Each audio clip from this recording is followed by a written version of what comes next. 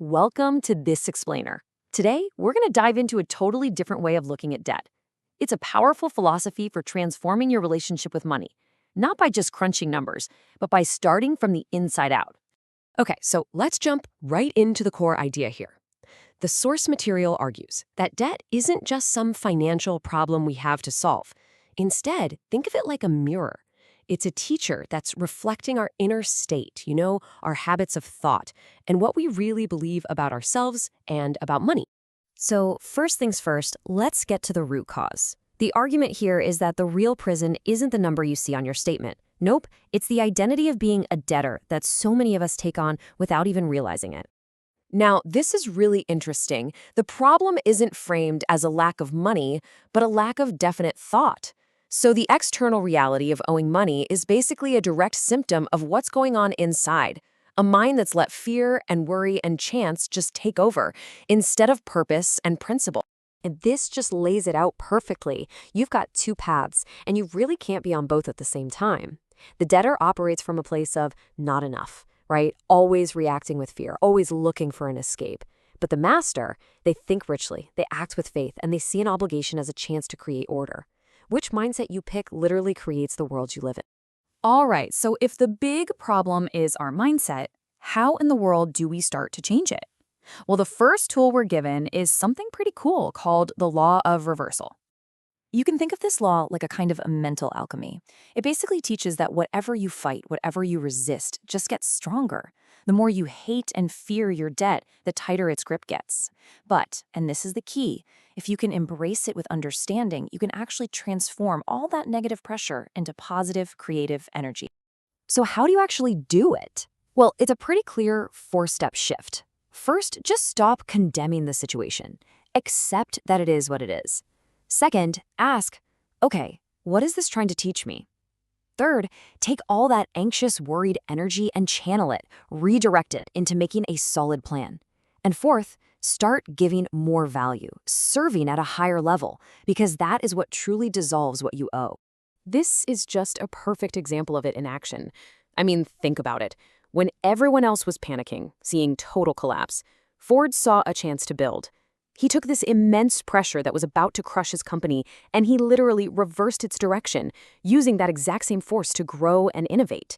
It just goes to show you, the same energy can either destroy you or build you up. It all depends on the direction you give it. Now, building on that idea of redirecting energy, this next principle asks us to completely change how we think about money itself. We've got to stop seeing it as a thing to be hoarded and start seeing it as a current of energy that has to be consciously directed. According to this philosophy, this is where debt often gets its start. The moment the flow of money stops being guided by your definite purpose.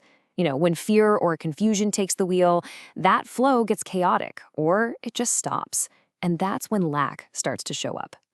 I absolutely love this analogy. Your finances are like a body of water. A stagnant pond, right, where you're hoarding out of fear, it just decays. It can't receive anything new.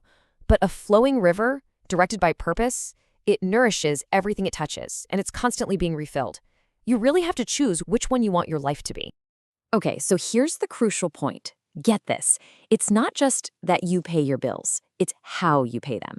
Paying with dread and reluctance just sends out a signal of lack, but paying with gratitude, seeing it as completing a circle of trust between you and someone else, well, that declares that you are solvent in your spirit.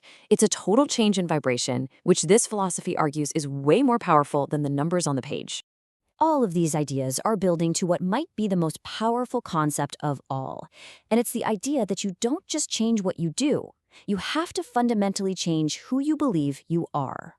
This is something called the law of identity transference, and it's deep.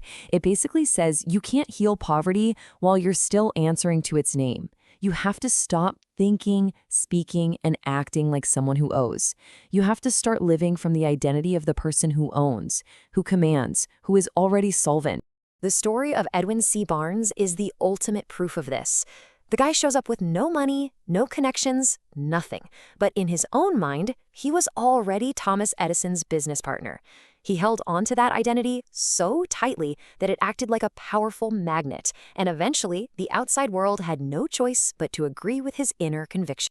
So, how do we make all of this stuff real? Let's anchor these principles in a super powerful, actionable practice you can start using the second this explainer is over. Now, look, this is way more than just some feel-good affirmation. It's presented as a daily instruction, a command you give to your subconscious mind. By repeating it, you're literally engraving a new truth, overwriting that old Deterite identity, until this new belief just becomes your natural way of being. And that is the real takeaway here. The change has to happen on the inside first. Freedom isn't some external thing you wait for. It's an internal state that you claim right now. The moment you overrule your own doubt and start thinking like an owner, life starts to treat you like one. So I'm going to leave you with this final thought. This whole philosophy really boils down to one powerful reversal. The idea that the very pressure that feels like your greatest burden is actually the raw material for your greatest strength. The stone that tripped you can become the step that lifts you up, but only when you choose to see it and to use it differently.